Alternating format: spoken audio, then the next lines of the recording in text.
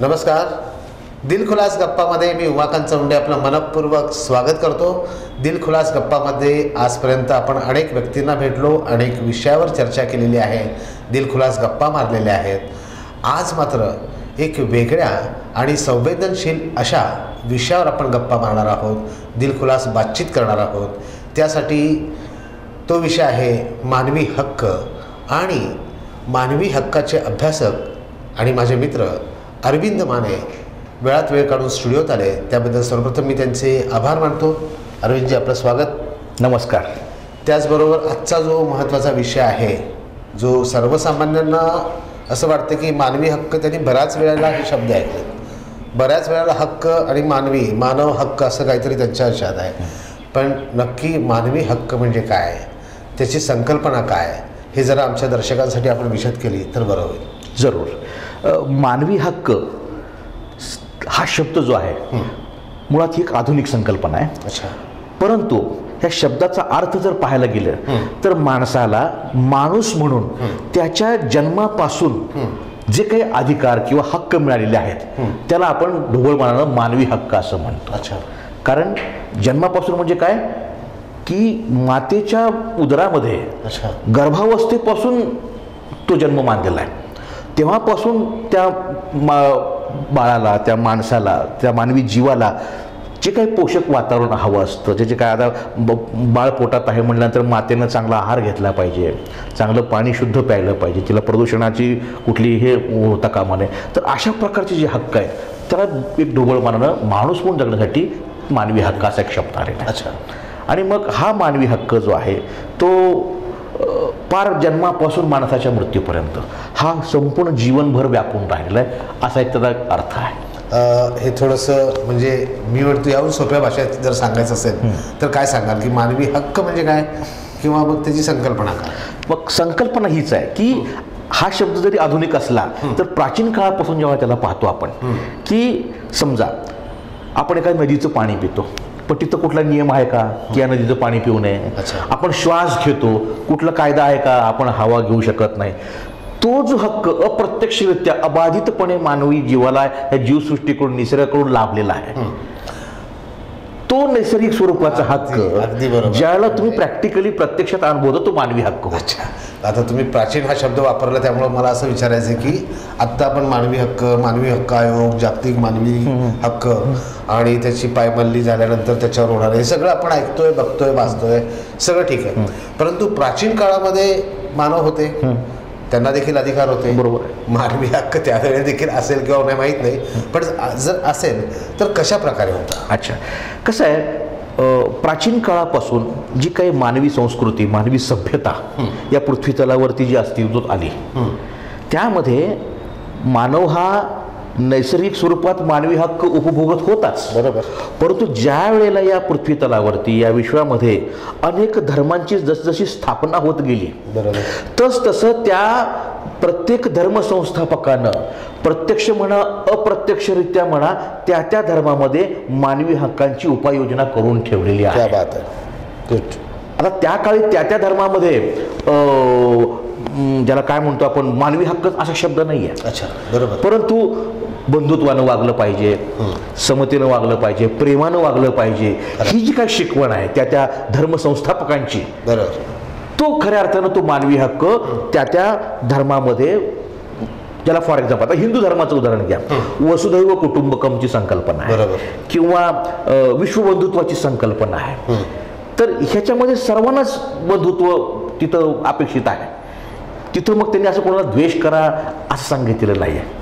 त्यामुळं किंवा ख्रिश्चन धर्माचा पाया जो आहे हा प्रेमावरती जो आहे, तो पायाभूत रचना जी आहे त्याची, तर हा based on love and brotherhood हा जो ख्रिश्चनिटीचा धर्म आहे, किंवा इस्लाम शांती आणि समृद्धी हा जो त्यांचा जो तत्व आहे, तुलनेनं जैन धर्म असेल तिथं अहिंसा परमो धर्मा म्हणजे पराकोटीची अहिंसा, की कुठल्याही जीवाला धक्का पोचता कामा नये, ही भगवान महावीरांची शिक्षण आहे. आणि बौद्ध धर्मात तर त्याच्याहूनही पुढं म्हणजे त्यांचं नीतिशास्त्रच हे मानवी नीतिमत्तेवरती आहे, धम्मावरती आहे. आणि कम्प्लीट ज्याला काय म्हणतो आपण, मला वाटतं भगवान बुद्धांना मानवी हक्कांचे प्रणेते असं मानलं जातं. बरोबर. की धम्माच्या माध्यमातून मानवी मनाच्या नीतिमत्तेला कसे संस्कार दिले जातील आणि मानवाच्या संरक्षणासाठी, मानवाच्या हितासाठी, मानवी जीवन कसं मंगलकारी व्हावं, अशा प्रकारचे धडे हे प्रत्येक धर्मामधून थोड्या बहुत प्रमाणात हे सगळं मानवी हक्कांचं जी पखरण जी आहे, आणि त्यामुळं प्राचीन काळापासून जी सभ्यता, जी संस्कृती अनेक धर्मांच्या माध्यमातून ही विकसित होत आली, ती पिढ्यानपिढ्या स्थानांतरित होत आली, आणि आजचा जो आधुनिक काळ आहे हे सर्व आम्हाला त्याची देण आहे, तो वारसा आम्हाला असा लाभलेला आहे. अरविंदजी, तुम्ही छान सांगितलं. फक्त मला अजून एक प्रश्न असा पडतो की ही जी सगळी आहे, तुम्ही जी सांगितली प्रत्येक धर्मामध्ये ही संकल्पना आहे किंवा त्यांनी सांगितलेले एक बेस आहे. हक्क हा शब्द आणि संकल्पना यात थोडंफार अंतर असेल? बरोबर आहे. तसं कसं आहे, मला वाटतं सन इसवी सन 1215च्या दरम्यान, त्यावेळेला जो मध्ययुगीन काळ आहे, त्यावेळेला इंग्लंडमधून त्या राज्यकर्त्यांकडून ज्यावेळेला ती व्यापारी जहाजं जगभर जायची, तर त्या काळी मॅग्ना कार्टा नावाची एक सनद. नाही, आपण थोडंसं मागे येऊयात. म्हणजे आपण जो म्हणतो पुरातन काळामध्ये मानवी हक्क होते, म्हणजे आता तुम्ही जे म्हणालात की प्रत्येक धर्माची संकल्पना वेगळी आहे, त्यांनी वेगवेगळ्या प्रकारचं आपल्याला संकल्पना दिली आहे आणि त्या पद्धतीने आपण चालतोय. म्हणजे संकल्पना आणि हक्क हे दोन वेगळे आहे. बरोबर आहे, असं मला वैयक्तिक वाटतं. बरोबर आहे. तर काय सांगाल तुम्ही? आता कसं सांगतो, संकल्पना ही त्याच्या धर्मानुसार आलेली. बरोबर. आता हक्क जो आहे, ज्यावेळेला तुमचा कायदा अस्तित्वात येतो तेव्हा त्याचं रूपांतर त्या राईट्स मध्ये होतं. हो, मला तेच म्हणायचं. तर धर्म त्यावेळेला बाजूला राहतो आणि तेव्हा माणूस म्हणून त्याला जे काही हक्क प्रदान आहेत, मग त्याला तुमचे स्वातंत्र्य असेल, समता असेल, बंधुता असेल, सामाजिक न्याय असेल, ह्या प्रकारचे हक्क त्याला त्या राईट्सच्या रूपातून म्हणून तो हक्क क्रिएट होतो. आणि आधुनिक जगामध्ये पुरातन काळात असंच होतं. पुरातन काळामध्ये कसं होतं, समजा एखाद्या राजापुढे निवाड्याचा प्रश्न आला की एखादी हत्याकांड घडलेला आहे. आता मला सांगा, हत्या घडते म्हणजे एक माणूस कुठल्या तरी दुसऱ्या माणसाचा जीव मारतो आणि त्याचा जीवन जगण्याचा अधिकार हिरावून घेतो. म्हणजे निश्चितपणे कोणीतरी एक व्यक्ती दुसऱ्या मानवाचा स्वातंत्र्याचा, जीवन जगण्याचा हक्क हिरावून घेतो. तिथं त्या मानवी हक्कांचं उल्लंघन झालं. बरोबर. म्हणजे प्रश्नाचं जे उत्तर होतं तुम्ही आत्ता दिलेलं आहे. त्याचबरोबर आधुनिक काळात जे मानवी हक्क प्रदान करण्यात आले आहेत किंवा जागतिक मानवी हक्क निर्माण करण्यात आलेले आहेत, तर त्याची सुरुवात कुठे झाली आणि कशी झाली? सुरुवात जी आहे ती मॅग्ना कार्टा नावाची जी सनद जी तयार झाली, ती काही ठराविक व्यापाऱ्यांना त्या देशामध्ये इतर प्रदेशांमध्ये व्यापार करण्यासाठी जे काही हक्क देण्यात आले, तिथं ते राईट्सच्या रूपानं पहिल्यांदा जगामध्ये हक्क ह्या शब्दाचा उपयोग करण्यात आला, राईट्स. आणि नंतर मग ते पुढे व्यापारी त्यांचा हक्क बजावत राहिले, त्यांचा व्यापार उदीम वाढत राहिला, आर्थिक विकास होत राहिला.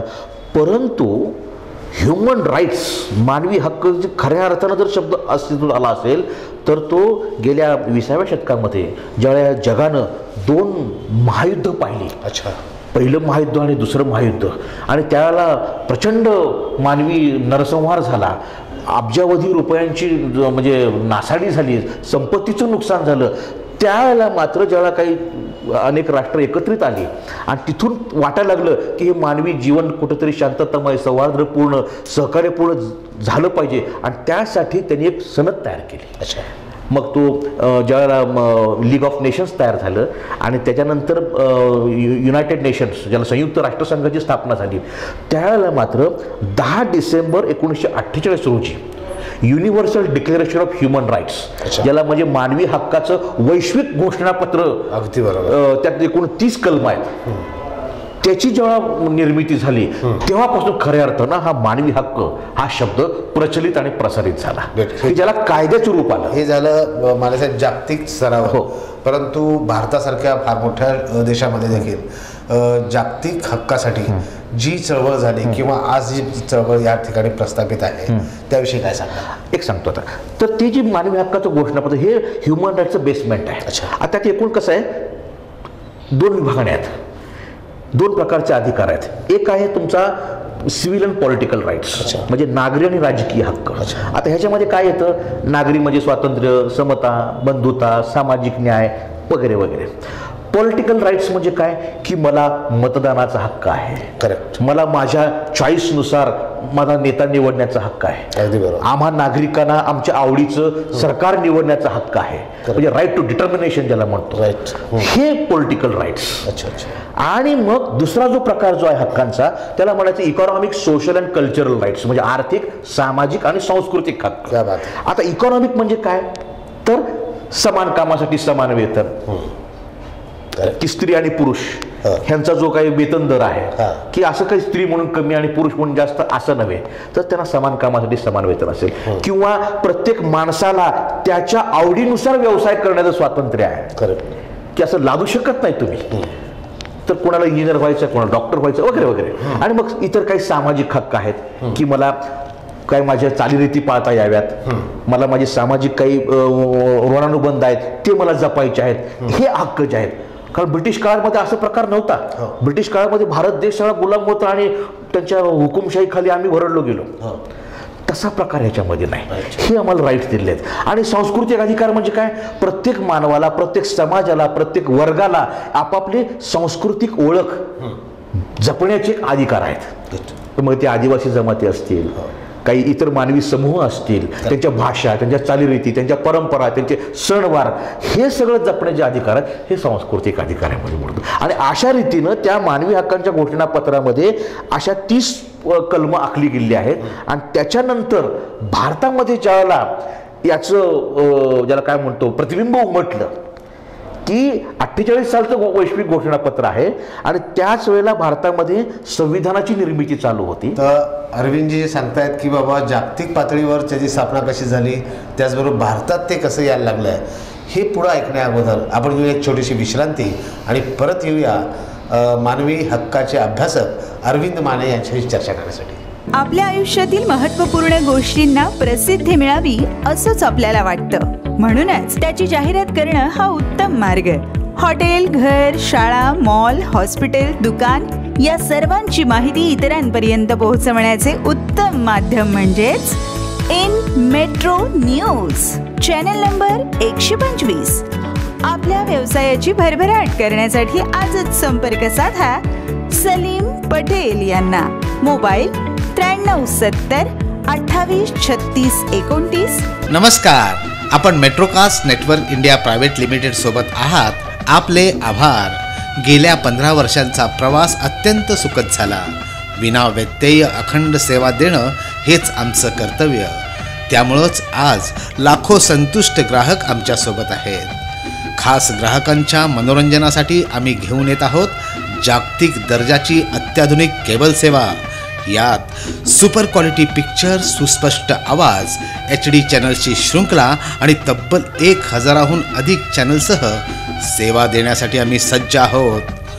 बेंगलोर, बेळगावी, दावणगिरी, राणीबेन्नूर, हुबळी, धारवाड, बिदर, बಳ್ಳारी, बागलकोट, विजापूर, रायचूर, हुमनाबाद सह कर्नाटक, तसंच सांगली, सातारा, कोल्हापूर, गडहिंग्लज, मिरज, नाशिक, उस्मानाबाद, सोलापूर आणि मुंबईसह महाराष्ट्र, तसंच गोवा आणि पश्चिम बंगालच्या कोलकात्यानंतर ही अत्याधुनिक सुविधा आता सोलापूरकरांना अनुभवता येणार आहे. यासोबत सुपरफास्ट इंटरनेट सेवाही मिळणारच आहे. इतकंच नाही तर लवकरच IPTV आणि OTT प्लॅटफॉर्मही उपलब्ध होणार आहेत. असं सुसज्ज नेटवर्क म्हणजे एकमेव Metrocast network India private limited होय. मराठी, हिंदी, कन्नड, तेलुगू या लोकल चॅनलसह सोलापुरात घडणाऱ्या महत्त्वाच्या कार्यक्रमांचं थेट प्रक्षेपण करून हे नेटवर्क घराघरात आणि सोलापूरकरांच्या मनामनात विराजमान आहे. अशा या नव्या प्रगत रूपात Metrocast network India private limited आपल्या सेवेत रुजू होत आहे. ते या नेटवर्कचे सर्वेसर्वा श्री नागेशजी छाबरिया तसंच सौ निशाजी छाबरिया यांच्या कुशल अनुभवी नेतृत्वामुळंच. आणि सर्वात जास्त आभार आमच्यावर प्रेम करणाऱ्या दर्शकांचं तसंच आमच्या केबल ऑपरेटर्सचं. पुनश एकदा मेट्रोकास्ट नेटवर्क सोलापूरतर्फे सर्वांचे त्रिवार आभार. हम साथ साथ है, हम साथ साथ है, हम साथ साथ है. धन्यवाद. पुनश एकदा दिलखुलास गप्पामध्ये आपल्या सगळ्यांचं मनपूर्वक स्वागत. आपण जी चर्चा ऐकतोय ती अरविंद माने सरांसोबत आहे आणि विषय जो आहे तो आपल्याला माहितीच आहे, मानवी हक्क. त्याचबरोबर जागतिक स्तरावर जे काय मानवी हक्काविषयी झालं ते त्यांनी आता प्रस्तुत केलेलं आहे. भारतात तो कसा आला आणि त्याचं प्रस्थ कितपत आहे याच्यावर आपण चर्चा करत होतो. काय सांगशील अरविंद? ज्या वेळेला राष्ट्रीय मानवाधिकार कायदा जो आहे, संरक्षण कायदा, तो आला 1993 साली. पण त्याची पूर्वपीठिका अशी आहे की 1948 साली जेव्हा मानवी वैश्विक घोषणापत्राची स्वीकार करण्यात आला मानवी हक्कांच्या, त्यावेळेला समकालामध्ये भारतीय राज्यघटनासुद्धा तयार होत होती. आणि त्यावेळेला घटना समिती, घटना मसुदा समिती यांच्यावर देखील ह्या मानवी हक्कांच्या निर्मितीचा किंवा ज्या संयुक्त राष्ट्रसंघ जो आहे त्या सगळ्या ज्या बातम्या आहेत, तिथलं जे काही वातावरण जे आहे हे त्यांच्यापर्यंत पोचत होतं. परंतु बाबासाहेब ज्यावेळेला राज्यघटना लिहित होते आणि त्यांच्यावर मुळातच भगवान बुद्धांच्या विचारसरणीचा प्रभाव होता. की बाबासाहेबांनी सांगितलेलं एका ठिकाणी की जर मला कोणी विचारलं की स्वातंत्र्य, समता, बंधुता ही तत्त्व तुम्ही फ्रेंच राज्यक्रांतीवरून घेतली का, तर बाबासाहेब म्हणतात ते साफ चुकीचं आहे. तर ते काय म्हणतात की माझा जो वैचारिक गुरु आहे, माझा जो शास्त्र आहे, ते तथागत भगवान बुद्धांच्या शिकवणीतून मी स्वातंत्र्य, समता, बंधुता ही तत्व मी संविधानामध्ये अंतर्भूत केलेली आहेत. आणि असं होत असताना बाबासाहेब केवळ वैश्विक घोषणापत्रावर विसंबून राहत नाहीत, पण ह्या दोन्ही गोष्टी पॅरलल घडलेल्या आहेत. आणि नंतर मग भारतातलाच जो धम्म आहे, प्राचीन काळापासून ज्याची संस्थापना अधिकृतरित्या त्या निर्माण झालेली आहे की सामाजिक न्याय, स्वातंत्र्य, समता आणि बंधुता, ती तत्व बाबासाहेबांनी त्यात घातली. आणि असं होत असताना जेव्हा राज्यघटना 1950 साली बनवून तयार झाली, त्यानंतर 1966 साली भारत सरकार किंवा आपल्या भारत देशानं 2 आंतरराष्ट्रीय करारावरती सह्या केल्या. म्हणजे international covenant on civil and political rights आणि international covenant on economic and social cultural rights, हे 2 करार सह्या झाल्यानंतर भारत हा त्यात सामील झाला. आणि त्यानंतर 1993 साली राष्ट्रीय मानवाधिकार संरक्षण कायद्याची निर्मिती झाली. तो कायदा अस्तित्वात आला. कारण म्हणजे तू हेही सांगतोस की जागतिक लेवलवर कशा पद्धतीनं मानवी हक्क निर्माण झाला आणि त्याचं इम्प्लिमेंटेशन कसं झालं, त्याचबरोबर भारतातही कसं झालं. तर एक महत्त्वाचा म्हणजे बाबासाहेबांचा उल्लेख केल्यामुळे मी तुला हक्काने विचारू शकतो की जी आपलं संविधान आहे त्यामध्ये मानवी हक्काला कितपत महत्त्व दिलं गेलं आहे? सर, मला अभिमानानं सांगावं असं वाटतं की जगामध्ये भारतीय संविधान हेच मुळात मानवी हक्कांचा लिखित दस्तऐवज आहे. आणि मला वाटतं भारतीय राज्यघटनेतला भाग 3 कलम 12 ते 36 एवढी कलमं ह्या मूलभूत मानवी हक्कांसाठी बाबासाहेबांनी खर्ची घातलेली आहेत. आणि त्याच्यामध्ये मग स्वातंत्र्याचा अधिकार आहे, समतेचा अधिकार आहे, धर्मस्वातंत्र्याचा अधिकार आहे, शोषणाविरुद्धचा अधिकार आहे, शैक्षणिक अधिकार आहे, अल्पसंख्याकांचे सांस्कृतिक अधिकार जपण्याचा अधिकार आहे आणि पुन्हा कायदेशीर उपाययोजना करण्याचा अधिकार आहे. हे सर्व हक्क भारतीय संविधानामध्ये संमिलित करण्यात आले. त्यामुळं संविधानामध्ये ज्यावेळेला मूलभूत हक्क हा शब्द येतो तर मला एक गोष्ट क्लिअर करायची आहे की मूलभूत हक्क आणि मानवी हक्क काय फरक आहे. तर आपल्या समाज मनाला प्रश्न पडू शकतो. बरोबर. तर मूलभूत हक्क म्हणजे ज्या वेळेला शासन यंत्रणेकडून संविधानाच्या माध्यमातून ते हक्क त्या जनतेला, त्या देशातील नागरिकांना लिखित स्वरूपात त्याची हमी दिली जाते, तेव्हा तो मूलभूत हक्क होतो. कायदेशीर त्याला बेस आहे, कायदेशीर बेस आहे. आणि जेव्हा त्याचं उल्लंघन होतं तेव्हा तो कुणीही नागरिक हा न्यायपालिकेचा दरवाजा ठोठावू शकतो.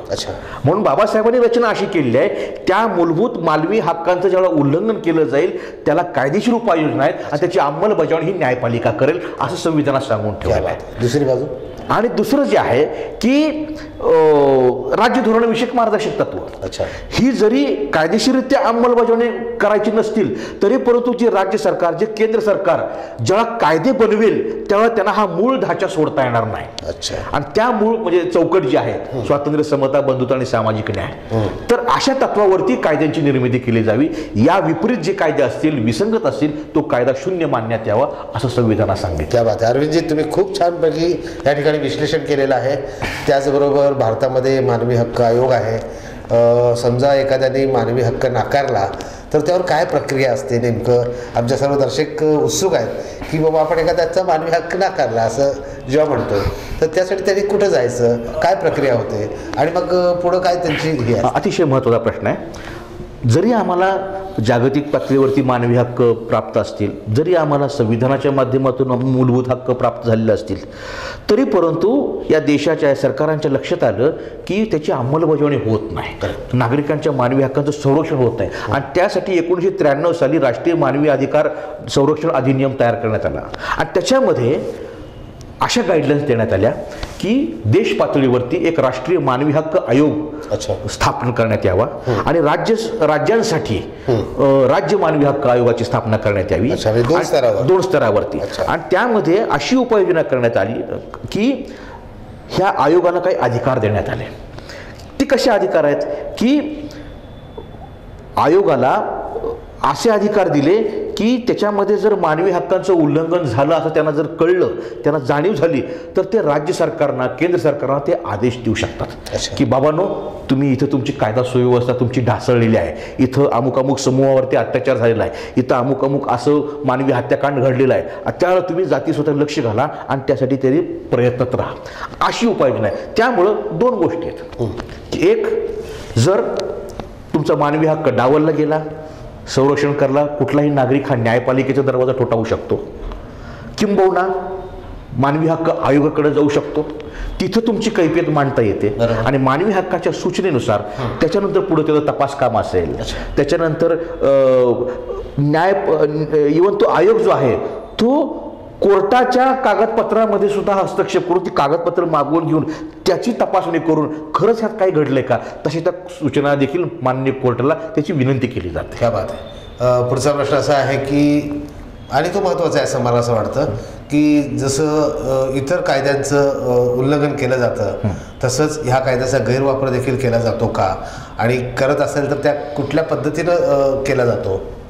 कसं आहे माहिती आहे का, आता मुळात आहे म्हणजे कसं असतं, कुठलाही कायदा हा 100% परिपूर्ण नसतो. बरोबर. प्रत्येक कायद्याला, प्रत्येक अधिनियमाला कुठं ना कुठं तरी एक पळवाट असते. आणि मग जसे कायदा कोणासाठी असतो, जे खरेच कायदा मोडणारे लोक आहेत, ज्यांना कायदा मान्य नाही, आणि जे सज्जन लोक आहेत, जे नीती नियमन, त्यांना काय कायद्याची गरज नाही, तसा प्रकार आहे. तर जगभरामध्ये मानवी हक्काची नंतर जेव्हा टूम निघाली तेव्हा त्याचं काही गैरफायदा घेणारे पण काही वर्ग निघाले. की समजा एखाद्या आतंकवाद्याला जेव्हा एखादं सरकार किंवा मिलिटरी त्याला अरेस्ट करते, तेव्हा देखील काही मानवी हक्क संघटना चौतळून उठतात की त्याला मानवी हक्क त्याचा डावलला गेला, त्याला बोलायची संधी दिली नाही, त्याला बाजू मांडण्याची संधी दिली नाही, वगैरे वगैरे. उदाहरण सांगशील? मुळात मी एक सांगतो की जेव्हा समजा आपण देशामध्ये अजमल कसाब सारखा जेव्हा एक आतंकवादी पकडण्यात आला, अगदी बरोबर, आता कुठल्याही भारतवासियाला, आपल्या प्रत्येक भारतीय नागरिकाला हा संताप येणार आहे की हा एवढा खतरनाक आतंकवादी आहे ज्यानं शेकडो जीवांचे प्राण घेतलेले आहेत आणि तो आमच्या देशावर, देशाच्या सार्वभौमत्वावरती हल्ला करतो, बेछूट गोळीबार करतो, आणि अशा माणसाला काय जिवंत राहण्याचा अधिकार आहे? असं ज्यावेळेला होतं देखील आपली देखील भावना होते. परंतु परत प्रत्येक भारतीय नागरिकानं जर आपल्या संविधानाकडे लक्ष दिलं तर भारतीय संविधानामध्ये कलम 21 खाली वैयक्तिक स्वातंत्र्याचा अधिकार दिलेला आहे आणि जीवन जगण्याचा अधिकार दिलेला आहे. त्यामध्ये असं म्हटलेलं आहे की एखाद्या माणसाला फाशी जरी झाली तर ती कायदेशीर पद्धतीनं, विधिवत मार्गानं त्याचं जीवन स्वातंत्र्य हिरावून घेण्याचा अधिकार त्याच्यामध्ये तरतूद आहे. अच्छा. म्हणजे जर तो खरा त्या प्रकरणामध्ये दोषी आढळला, मग अजमल कसाब सारखा एक आतंकवादी जो पाकिस्तानात आलेला आहे आणि आमच्या देशामध्ये येऊन तो घातपाती कारवाया करतो, त्यावेळेला त्याला कुठलाही मानवी हक्क उपभोग घेण्याचा अधिकारच उरत नाही. परंतु तो अधिकार त्याला संवैधानिक पातळीवरती देण्यात आलेला आहे. त्याला बाजू मांडण्याचा अधिकार देण्यात आला, त्याचं ऐकून घेण्यात आलं. 13-14 वर्ष तो खटला चालवण्यात आला आणि मग त्याचं रूपांतर शिक्षेमय झालेलं आहे. म्हणजे असं नाही की एकतर्फी निकाल दिला आणि त्याला फासावर लटकलं दुसऱ्या दिवशी, असं नाही. त्यामुळं ज्याला कुणाला मानवी हक्काचं उल्लंघन झालं असं काही म्हणत असेल त्यांनी भारतीय संविधानावरती विश्वास ठेवावा. आणि भारतीय संविधान हे विधिवत पद्धतीनं मानवाच्या वैयक्तिक स्वातंत्र्याचा अधिकार हिरावून घेऊ शकतं, अशी त्यात तरतूद आहे. त्यामुळं जर असं कोणी म्हणत असेल की मानवी हक्क डावलले वगैरे, तर ते अत्यंत चुकीचं आहे. कोणीही एखाद्या घातपाती कृत्य करणाऱ्या व्यक्तीला मानवी हक्काचं संरक्षण द्यायच्या भानगडीत पडता कामा नये. अगदी बरोबर. असं माझं वैयक्तिक मत आहे. कारण त्यांनी पहिल्यांदा सर्वप्रथम संविधानावरती विश्वास ठेवला पाहिजे. कारण भारतीय संविधान हा या देशातला सर्वोच्च कायदा आहे आणि त्या सर्वोच्च कायद्याखाली ही सर्व शासन यंत्रणा न्यायपालिका चालते आणि त्या कायद्यानं ठरवून दिल्याप्रमाणे तो मानवी हा अधिकार हिरावून घेतला जाऊ शकतो किंवा प्रदान केला जाऊ शकतो. मानवी हक्क या विषयावर बोलण्यासारखं खूप काही आहे. वेळेअभावी या ठिकाणी आपण चर्चा थांबवावी लागत आहे. परत मी अरविंदजींना विनंती करणार की जेव्हा मानवी हक्क दिन असेल त्यावेळी आपण एक विशेष मुलाखत यांची घेऊयात आणि सविस्तर त्यावर चर्चा करूयात. वेळात वेळ काढून अरविंदजी या ठिकाणी आले त्याबद्दल मी त्यांचा आभारी आहे. धन्यवाद सर. धन्यवाद.